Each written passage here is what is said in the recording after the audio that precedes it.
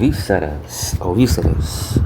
Êxodo frente e verso, capítulo 3, hoje pela Bíblia NVI, Nova Versão Internacional Arqueológica, que esteve à venda aí lá pelos idos de 2014, 2015 e fez assim um relativo sucesso, mas não foi reeditada, não teve uma reedição, né?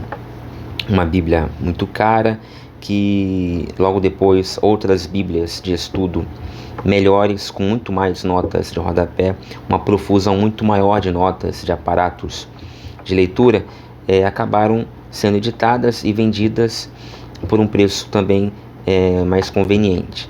Então a Bíblia arqueológica acabou ficando assim, não, teve o seu lugarzinho ao sol bem rapidamente, a sua relevância, uma certa relevância, mas não chegou a vingar. Aqui na tela você vê aí, né, como ela apresenta o capítulo 3 de Êxodo.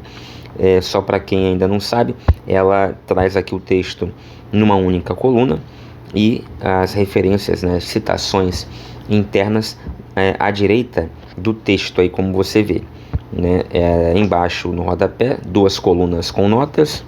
Também tem uma espécie de segundo rodapé, que eu vou dar um zoom aqui para você ver, ó, aqui onde ele faz um comentário aqui nessa página sobre Êxodo 2:18, é uma espécie de segundo rodapé. Então são dois rodapés, na verdade um rodapé grandão, onde tem as notas mais extensas, e um rodapézinho mais assim voltado para crítica gramatical da passagem, logo acima desse rodapé.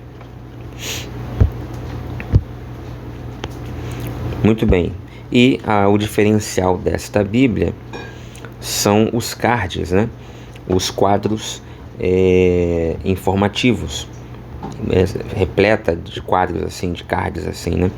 Aqui no caso, no capítulo 3, a gente vai ter dois. A gente vai ter este aqui, que você vê à direita, notas históricas e culturais. É um tipo de card, né? De quadro que aparece algures espalhado pela Bíblia NVI arqueológica, trazendo neste caso aqui do capítulo 3 o seguinte assunto, intitulado YHWH, o nome de Deus no Antigo Testamento. Muito bom mesmo, muito boa esta nota, né? É a melhor nota que trata, né, do nome de Deus, de todas as Bíblias que a gente viu até aqui. No último vídeo tivemos uma tradução muito interessante da Peshitta, da BV Books, que manteve a expressão em aramaico, como ela aparece no aramaico da Peshitta. Muito interessante também. Recomendo que vocês voltem lá no último vídeo para conhecer. Tá? E aí tem ainda um segundo quadro interativo, que é uma tabela com os nomes de Deus, muito bom também. Olha, muito boa. Pena que a NVI arqueológica, ela não teve o sucesso que merecia, né?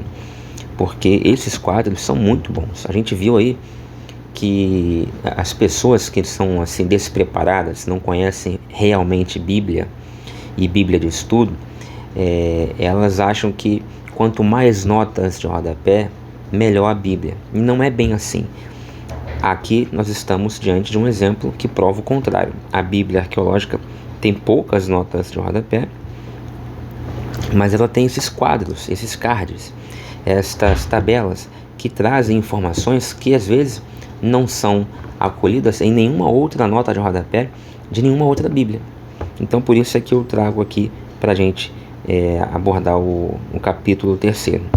Tá? Então vamos voltar para o início do capítulo. Moisés pastoreava. Sim.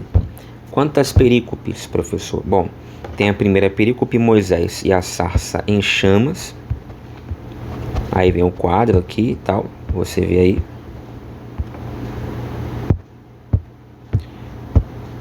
E mais nada. Uma perícope apenas. assim como a Tebe, por exemplo, que também traz uma única perícope. Vamos então. Capítulo 3. Moisés e a sarça em chamas. Moisés pastoreava o rebanho de seu sogro Jetro, que era sacerdote de Midian. Aí ele coloca uma nota M, para você ir lá e voltar no capítulo anterior, onde Jetro é apresentado, né? Não com o nome de Jetro, mas com o nome de Reuel. Já falamos abundantemente sobre isso. Um dia levou o rebanho para o outro lado. Só um detalhe aqui. Um dia tinha que ter aqui uma vírgula após o dia, tá? Segundo as melhores recomendações gramaticais. Mas aqui eu diria que tem um errinho de colocação de vírgula aqui na tradução da Bíblia. Não pode acontecer. O tradutor, ele não pode cometer erros de ortografia, de gramática, apesar de cometê-los, né, sem muita raridade. Um dia levou o rebanho para o outro lado do deserto. Há traduções que colocam para dentro do deserto, para o oeste, enfim. E chegou a Horebe, que ele mantém Horebe e não coloca Sinai, como uma ou outra tradução assim o faz, o monte de Deus. Então ele coloca a nota N, que faz referência a 1 Reis 19:8, para você lá e ver onde aparece o nome Horebe, onde aparece uma variante para Horebe, ou seja, Sinai, o monte de Deus. O monte de Deus, ele manda você ver Êxodo 18:5, porque é lá que vai ser dito isso, né, que Horebe é o monte de Deus. Vamos em Êxodo 18:5 bem rapidamente. Êxodo 18:5. E Jetro, sogro de Moisés, veio com seus filhos e sua mulher Moisés no deserto, onde ele acampava junto ao monte de Deus. Um capítulo depois, ou seja, no capítulo 19, haverá o fumegamento, o trepidar primeiramente, depois o fumegamento do monte. Lá no capítulo 19, este monte receberá o nome de Sinai. Já vimos incessantemente, várias vezes, nos vídeos precedentes, que há uma confusão entre Sinai e Horebe, ou seja, há uma mistura, né, uma interpenetração do significado, da localização destes montes. Ora, alguns comentaristas dizendo que Sinai é uma cordilheira, Horebe é um monte da cordilheira. Ora, o contrário, que Horebe que é a cordilheira e o Sinai que comporia, sendo um monte, né, comporia esta cadeia orológica. E outros vão dizer que, na verdade, é só um monte mesmo, só que ora é chamado de Horebe, ora é chamado de Sinai. Ali, versículo 2, o anjo com A maiúsculo do Senhor lhe apareceu numa chama de fogo que saía do meio de uma sarça. Aí tem as notas de rodapé, que a Bíblia vai mandando você lá ver a respeito de sarça, a respeito de anjo. Já vimos várias vezes isso, não vou gastar tempo de novo com isso. Moisés viu que, embora a sarça estivesse em chamas, não era consumida pelo fogo. 3. Que impressionante, veja, entre aspas, que impressionante, essa interjeição aqui, que impressionante, com exclamação, não apareceu em nenhuma tradução vista por nós até o momento. E não apareceu na Tebe, não apareceu na CNBB, não apareceu na King James atualizada, não apareceu na Peshitta, não apareceu na Nova Almeida atualizada, não apareceu na Ave Maria e assim por diante. Não apareceu na Bíblia de Estudo da Fé Reformada, apenas aqui. Que impressionante, pensou. Veja, que impressionante, pensou. Nas outras traduções, ele não pensa, ele diz. Ele não diz que impressionante, ele diz outras coisas, né? Ele vai dizer outras coisas, mas aqui ele pensa interjeitivamente. Que impressionante. Na minha opinião, eu gostei mais desta tradução aqui, mesmo sendo mais dinâmica, mais relaxada do que as outras, ou seja, que são mais literais, né, ao pé da letra. Por quê? Porque na prática faz muito mais sentido. Moisés estava sozinho. Ele provavelmente ele não ia falar, conversar com ninguém, não tinha ninguém ali para ele debater, discutir o que estava acontecendo. Então ele pensa. É a primeira reação, o primeiro ímpeto de todos nós quando nos deparamos com coisas assim. A gente pensa digamos assim, com ênfase, né? Como se fosse a exclamação está aqui para justamente trazer essa interjeição, essa ênfase.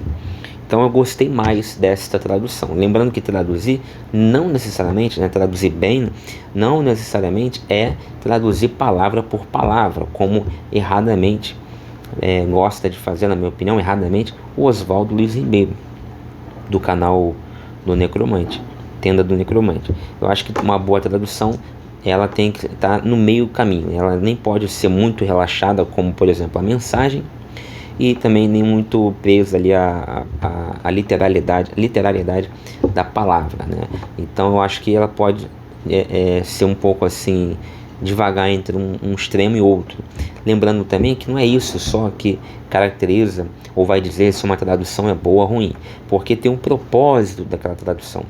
Cada tradução faz parte de um trabalho maior de editoração, de um trabalho gráfico, cujos objetivos são vários, desde a parte mercadológica, a parte cultural, a parte demandas do mercado, demandas, claro, sempre rola a questão do dinheiro, e uma série de coisas, de detalhes ali. A mensagem mesmo, que é muito criticada às vezes por ser muito relaxada, uma tradução parafraseada, mas ela não é uma tradução ruim, é uma tradução muito boa para os objetivos guardados pelos seus responsáveis, caros aos seus responsáveis. Então, dentro desse quadrado aí, desse limite de competência, desses objetivos, ela atingiu muito bem a sua meta, tanto é que até hoje aí continua sendo muito vendida a Bíblia, a mensagem. Beleza.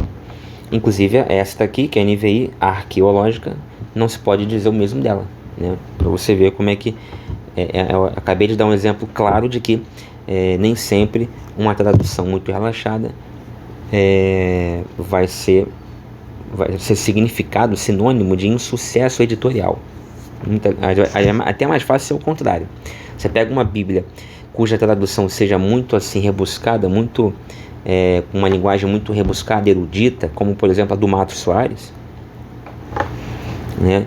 E mais ainda do que a do Mato Soares, a do Padre Antônio Pereira de Figueiredo, muita segunda pessoa, os verbos, a disposição léxica ao longo da Bíblia, né? Várias palavras, chocarrice, parvoíce, eu sempre uso essas palavras, né?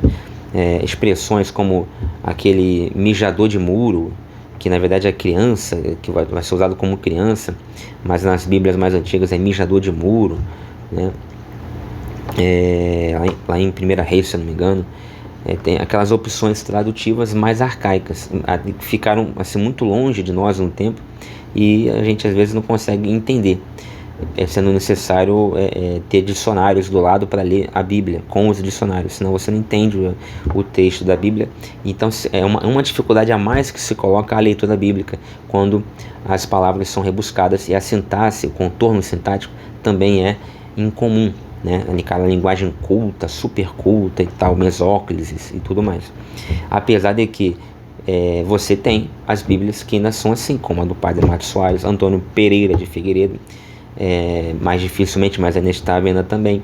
E você tem a própria ARC, a ACF, né, a Almeida Corrigida e Fiel, aquelas mais antigas, ainda estão à disposição, ainda estão à venda, porque tem o seu público, tem o seu nicho, né, tem o seu propósito. Então acho que o bacana é justamente isso, você ter várias traduções para atingir a vários propósitos, alcançar diversos públicos. Beleza, voltando para cá, que impressionante, pensou, por que a sarça não se queima? Vou ver isso de perto. 4. O Senhor viu que ele se aproximava para observar, e então do meio da sarça Deus o chamou. Moisés, Moisés, eis-me aqui, respondeu ele. Beleza. Aí ele já tem uma primeira nota de rodapé. Versículo 1. Como pastor dos rebanhos de seu sogro, Moisés adquiriu conhecimento geográfico em primeira mão do território que circunda o Golfo de Acaba. Ele jamais imaginou que um dia conduziria a grande nação de Israel através dessa área. Beleza. Aí a gente vai para a próxima página, versículo 5. Então disse Deus: não se aproxime, tire as sandálias dos pés, pois o lugar em que você está é terra santa. Aí ele já manda você ver Gênesis 28:17 e tal, mas também manda você ver Josué 5:15, porque, como eu já falei, vai ser dito a mesma coisa, o anjo vai dizer para Moisés, para Josué, né, para ele também descalçar os pés. Acabou virando uma tradição, uma cultura, já era no tempo de composição deste texto, um hábito de descalçar os pés, né? Inclusive para entrar na presença de Deus, mas também para entrar em casa, né? Até hoje, eu mesmo faço isso, né? Eu não entro de tênis, de calçado na minha casa. Eu entro descalço ou boto um chinelo para só andar dentro de casa. Então é uma coisa milenar, uma cultura, um aspecto cultural do Oriente que veio para o Ocidente e dura aí por milhares de anos. Versículo 6. Disse ainda: eu sou o Deus de seu pai, o Deus de Abraão, o Deus de Isaac, o Deus de Jacó. Ou seja, aquela fórmula patriarcal, né? Eu sou o Deus do patriarca 1, patriarca 2, patriarca 3, porque para unir as tradições, para unir os clãs, as fratrias dessemelhantes, até em vias de se colocarem como rivais, para unir os povos que estão distantes geograficamente numa mesma cultura. Por quê? Porque o momento em que este texto foi composto foi um momento posterior, muito posterior ao tempo da narrativa, em que havia essa tendência de unificação dessas tribos. Até inclusive foi unificado no reino de Israel. Quando foi unificado, foi justamente a execução, a concretização deste ideal, né? Desta tendência. Então Moisés cobriu o rosto, pois teve medo de olhar para Deus. 7. Disse o Senhor: de fato tenho visto a opressão sobre o meu povo no Egito, tenho escutado o seu clamor por causa dos seus feitores. Aqui ele não utiliza capatazes, né? Nem chefes de corvéia, nem superintendentes, como a gente já viu em outras traduções anteriores. E sei quanto eles estão sofrendo. Pausa para o comentário. Então a primeira coisa aqui é que a gente tem acompanhado até o versículo 5 muito o apodo Deus para se referir ao Deus dos israelitas, né? Deus. Esse Deus aqui tem um original no hebraico, que é uma palavra, tá? Quando você vem aqui para o versículo 7, você não aparece Deus, aparece Senhor em versalete, com S maiúsculo. Não aparece Deus, aparece Senhor, para se referir ao mesmo ser, ao Deus dos israelitas. Por que mudou? Mudou porque no hebraico original está o tetragrama, né? Aparece o tetragrama, não aparece Elohim. Elohim é traduzido aqui por Deus, mas quando aqui no versículo 7 aparece o tetragrama YHWH, é quando a teoria da hipótese do comentário vai dizer que isso se deve ao fato de o redator eloísta ter escrito até o versículo 5, até o versículo 5 ou 6, quando chega no versículo 7, o texto já não é mais eloísta, o texto é javista, né? E aí temos o tetragrama YHWH. E aí este tetragrama, quando aparece no original, aqui na NVI é traduzido como Senhor, com letras em versalete, a primeira maiúscula.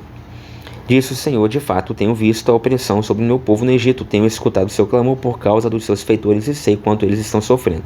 8. Por isso desci para livrá-los das mãos dos egípcios e tirá-los daqui para uma terra boa e vasta, onde há leite e mel com fartura, a terra dos cananeus, dos hititas, ele não colocou heteus, dos amorreus, dos fariseus, dos heveus e dos jebuseus. Todos os povos que estão lá, aqui resumidos em 2, 4, 6 povos, terminando em eus, né? Exceto os hititas, que ele propositalmente coloca com ita, o sufixo ita, porque historicamente falando, é o único desses 6 povos que tem um registro histórico hoje, nos dias odiernos. Até um tempo atrás não tinha, até o século XX, meados do século XX, salvo engano, não havia, até que um arqueólogo lá descobriu as provas da existência do povo hitita.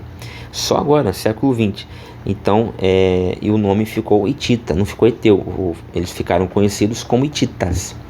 Então, aqui propositalmente, faz parte da tradução, o tradutor tem que estar antenado com essas questões que estão na periferia da tradução. Ele não pode olhar só para dentro do texto, ele olha para fora do texto também, para sondar esse entorno, até mesmo político, a cosmovisão em torno do texto. E aqui ele opta, assim como também o tradutor da Bíblia Peshitta, ele opta por colocar hitita e não colocou heteu, mas todos os demais povos, os 5 povos aqui mencionados, terminam com eus: cananeus, amorreus, fariseus, ora também chamados de perezeus, heveus e jebuseus. O contrário também já aconteceu. Não me lembro agora em qual Bíblia dessas que a gente viu anteriormente, de estes que aparecem com eus virem com itas. Então, cananitas, amorritas, ferezitas, hivitas e jebusitas. Então, são sufixos apenas que em português não querem dizer nada, mas a opção para o uso de um sufixo ou outro, essa opção do tradutor se deve a fatores externos, como eu acabei de explicar. Beleza, aí Deus então revela a Moisés o objetivo dele para com o seu povo.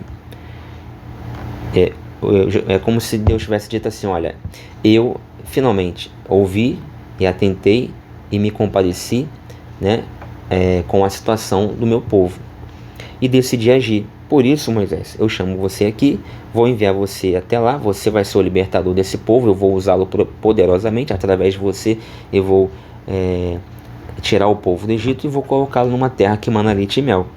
Então este é o objetivo, é tirar o povo de um lugar e levar para outro. Não é deixar o povo dentro do Egito, não é levar o povo para um monte para fazer uma adoração, uma liturgia qualquer e voltar. Não, é para sair, para nunca mais voltar. Beleza. Aí ele continua. 9. Pois agora o clamor dos israelitas chegou a mim. Aí a pergunta que eu já fiz várias vezes: só agora é que chegou? Há séculos eles estão clamando, há décadas estão clamando, e só agora chegou? E tenho visto como os egípcios os oprimem. Só agora você tem visto? Mas eles já estão sendo oprimidos pelos egípcios há muito tempo. Então isso tudo a gente já debateu nos últimos vídeos. Aí antes de a gente ir para o card, né, vamos aqui continuar com o texto. Vamos deixar os cards para o final. Vá pois agora, eu o envio ao faraó para tirar do Egito o meu povo. Veja, está claro aqui, a ideia é enviar Moisés ao faraó para libertar o povo do faraó. Mais à frente você vai ver que Yahvé, né, ou seja, aqui o Senhor, vai falar para Moisés dizer o contrário disto, uma coisa diferente desta.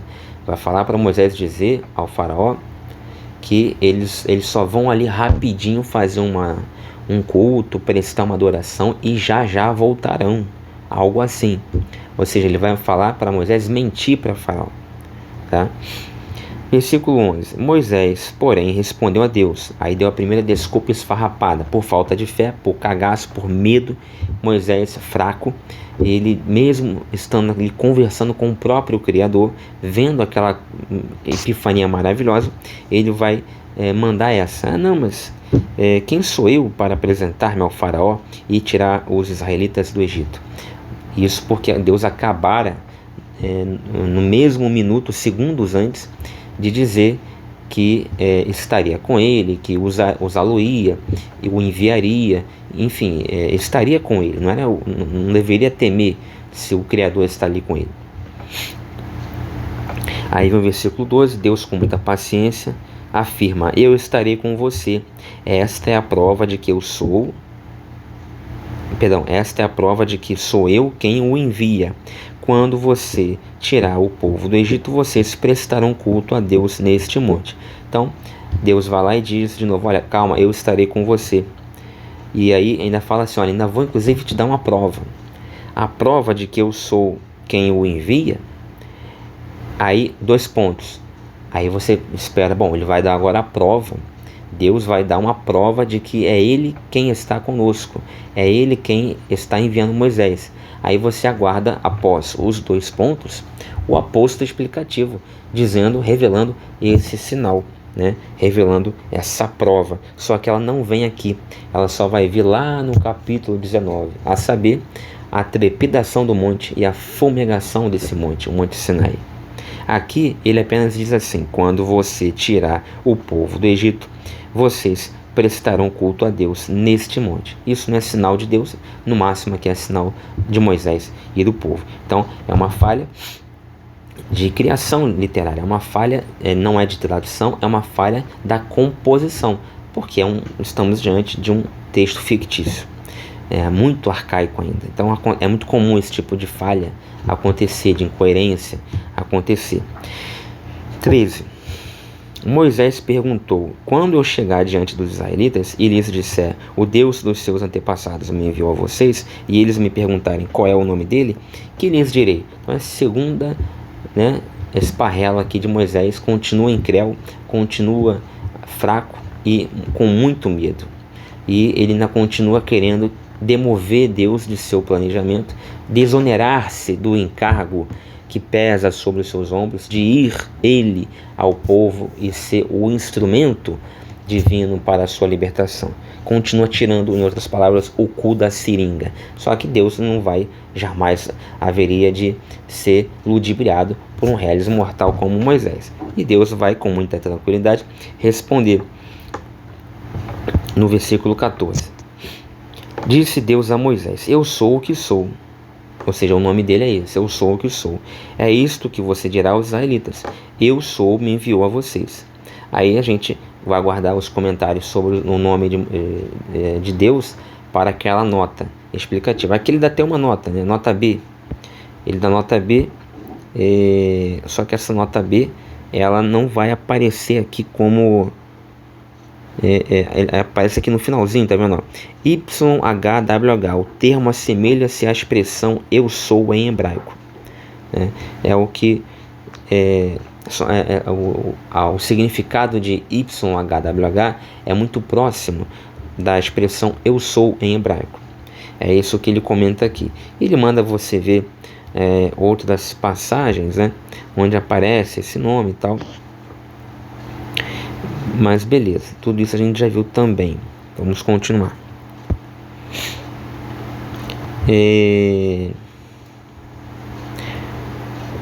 Disse também Deus a Moisés, diga aos israelitas. Então, você vai ao povo, aos israelitas, milhares e milhares e milhares e milhares de pessoas.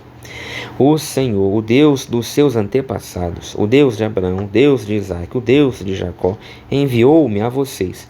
Esse é o meu nome, para sempre, nome pelo qual serei lembrado de geração em geração. Que nome? O Senhor, que é o tetragrama YHWH, que muitas vezes é traduzido para o português como Javé, Iavé, até Jeová. Então, o capítulo começa usando Elohim, Deus. Depois, isso no versículo 13, versículo 14 já começa a mudar, 15 já começa a aparecer no lugar de Elohim, ou seja, Deus, começa a aparecer YHWH, que aqui é traduzido como Senhor, em outras bíblias como Iavé, Javé, esse tipo de coisa. Aí já é o segundo nome de Deus, um segundo apodo, uma segunda alcunha. Aí agora aqui no versículo 14, no versículo 15 já aparece eu sou o que sou. Esse eu sou já é um outro nome, um outro apodo dado a Deus. Então, afinal de contas, qual é o nome pelo qual Deus quer ser chamado e lembrado pelos séculos dos séculos?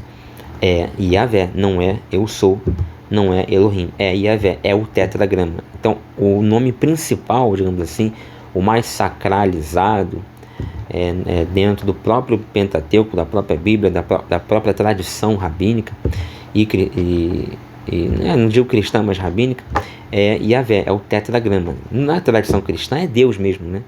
Só que esse Deus que a gente usa por ser um termo mais genérico, que é utilizado também em todas as religiões. Afinal de contas, a gente fala que cada religião tem o seu Deus, ou os seus deuses, no plural. A gente não fala que cada religião tem os seus Yahvés, os seus tetragramas YH, WHs, né? Ou os seus eu sous. A gente fala Deus. Então, acabou sendo assim um uso mais eclético, né? O uso do nome de Deus dentro da tradição cristã. Mas no judaísmo não. Eles usam mais mesmo o tetragrama YHWH, que aqui, de novo, é traduzido como Senhor. Ok, então beleza. Aí ele continua. Vamos lá. Vá, reúna as autoridades de Israel. Agora aqui ele já falou com o povo, agora ele vai às autoridades. Aqui na NVI usa-se autoridades. Nas outras traduções que a gente viu até aqui, anciãos, anciãs. Vá, reúna as autoridades de Israel e diga-lhes: o Senhor, o Deus dos seus antepassados, o Deus de Abraão, o Deus de Isaac, o Deus de Jacó, de novo, né, aquela expressão patriarcal, apareceu a mim e disse: eu virei em auxílio de vocês, pois vi o que tem sido feito a vocês no Egito. 17. Prometi tirá-los da opressão do Egito, para a terra dos cananeus, dos heveus, dos amorreus, dos fariseus, dos heveus e dos jebuseus, terra onde há leite e mel com fartura. Aí aquilo que eu falei no último comentário. Deus promete uma terra para o seu povo e a terra prometida é uma terra que já tem 6 donos, pelo menos. Segundo estudiosos, havia mais de 20 povos, clãs, habitando ali. Mas aqui, pelo versículo, já tem 6 donos. Então, em outras palavras, Deus vai pegar o povo dele e vai colocar como uma espécie de 7º povo ali no meio da muvuca toda. Por que ele não colocou num lugar que não tivesse ninguém? Vai falar que estava uma superpopulação mundial? Claro que não. O que mais tinha era espaço vazio.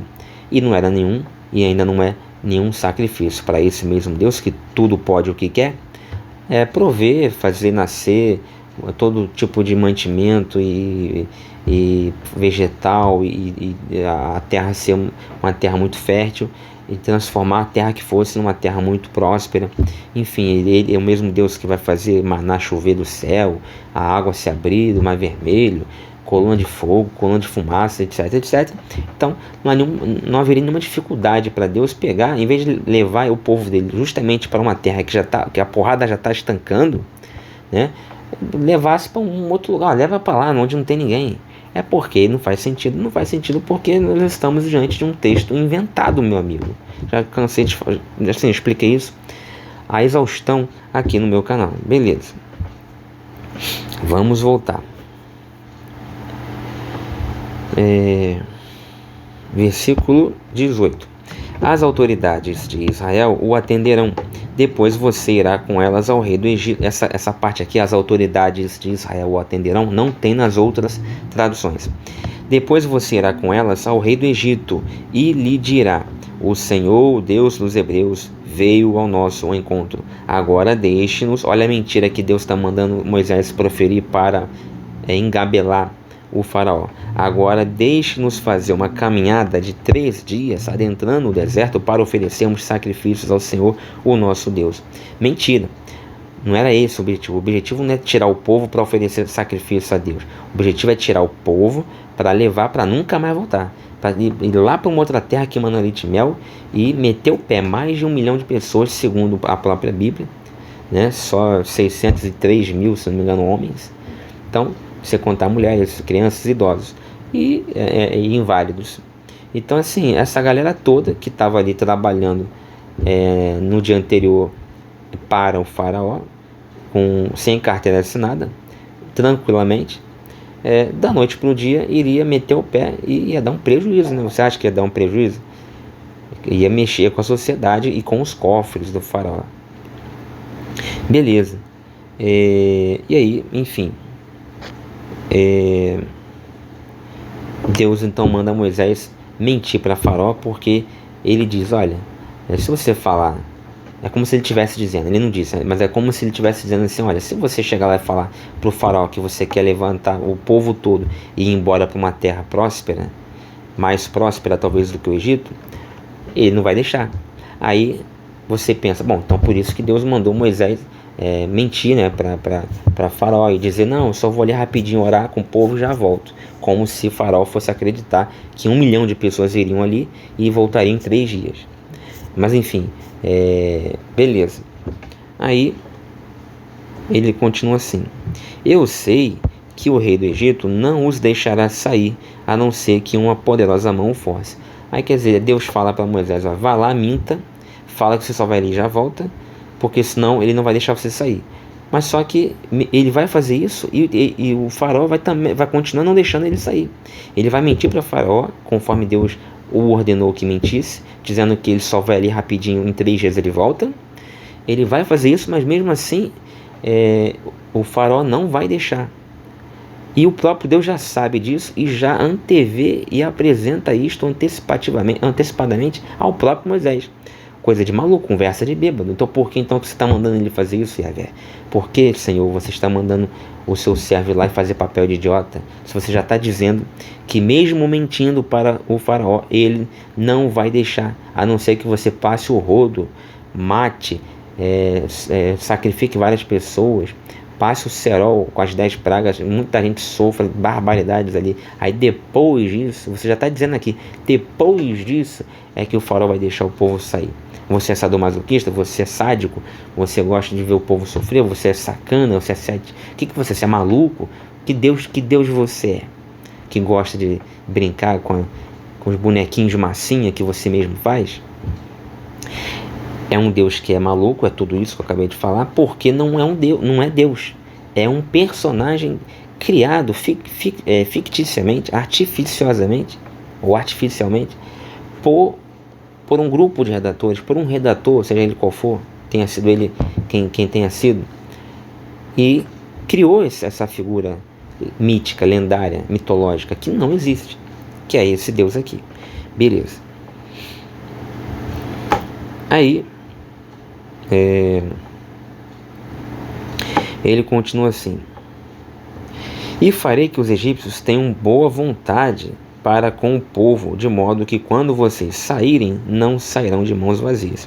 Aí agora ele vem e fala assim: olha, inclusive eu vou tocar no coração de cada egípcio, e cada egípcio vai começar a gostar de cada hebreu, mesmo minutos antes, odiando, minutos depois, após o meu toque, amarão de paixão, né? Quer dizer, ok, mas por que então, pergunta-se, né? Por que então que você não vai lá e toca no coração do faraó? Aliás, por que você já não fez isso no começo, para evitar toda essa mortandade aqui, todo esse banho de sangue? Porque as 10 pragas é isso, né? Banho de sangue, castigo, lembra? Rampa cá, sangue no rio para lá, matando tudo que é peixe, morte de primogênitos, é tudo isso. É morte, úlceras na pele. Era só no começo, antes de tudo isso acontecer, para que se poupasse vidas, você, Yahvé, você, Senhor, ter tocado em um coraçãozinho só. Você que vai tocar depois em milhares de corações egípcios, era só no começo tocar no do próprio faraó. Pronto. Nada disso precisaria acontecer. Aí ele vai dizer: todas as israelitas pedirão às suas vizinhas e às mulheres que estiverem hospedando em casa objetos de prata e de ouro e roupas, que vocês porão em seus filhos e em suas filhas, assim vocês despojarão os egípcios. É claro que isso aqui é uma balela, é ridículo. Quem é que acredita nisso aqui, gente? O eleitor de 500, 600 anos antes de Cristo. O primeiro leitor deste texto aqui, de 800 anos, que seja, anos antes de Cristo. Ou seja, há quase 3.000 anos atrás. Agora, você que me ouve, que me vê e que me acompanha, acreditar nisso aqui, aí você a sua burrice, o cara que acredita nisso aqui lá naquela época, no máximo ele é um pouquinho burro. Eu não digo nem que ele seja burro, ele está há 3.000 anos atrás. Você quer o quê? Que o cara seja... Não tem ciência nessa época. né? Até o raciocínio, até a vida humana, o local, a pobreza, toda a conjuntura ali, não dá para cobrar do cara que ele não acredite, que não caia nessas manipulações aqui. Agora você, hoje, 2025, você lê isso aqui e acreditar, bom, aí você tem algum problema sério intelectual. Desculpa, não é questão de fé. Aqui não se trata de fé, meu amigo. Aqui se trata de ter ou não ter inteligência, ter ou não ter cultura, informações, né? Saber ou não saber ler um texto. Bom, e aí eles vão usar inclusive esses objetos de ouro e tal. Muitos vão derreter esses objetos de ouro lá na frente para fazer o bezerro de ouro. Gente, então é isso. Vimos o capítulo 3 pela Bíblia NVI de estudo arqueológico. Eu espero que tenham gostado. Até o próximo vídeo, se Deus quiser.